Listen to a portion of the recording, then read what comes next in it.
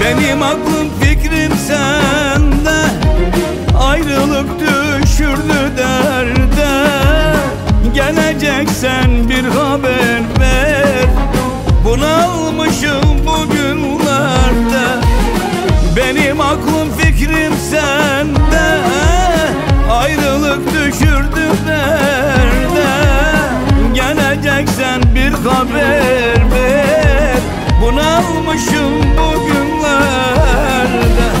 Özlüyorum özlemem mi, yollarını gözlemem mi? Gel de bana sor sevdiğim, kavuşmayı istemem mi? Özlüyorum özlemem mi, yollarını gözlemem mi? Gel de bana sor sevdiğim, kavuşmayı istemem mi?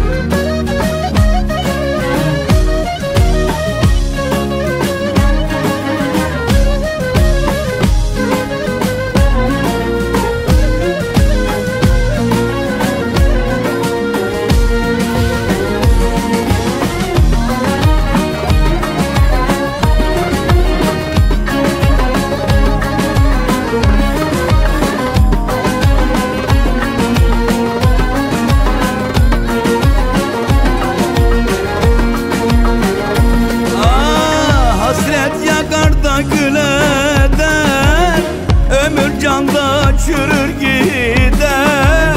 Takat kalmaz kalp yaralı, yokluğu perişan eder.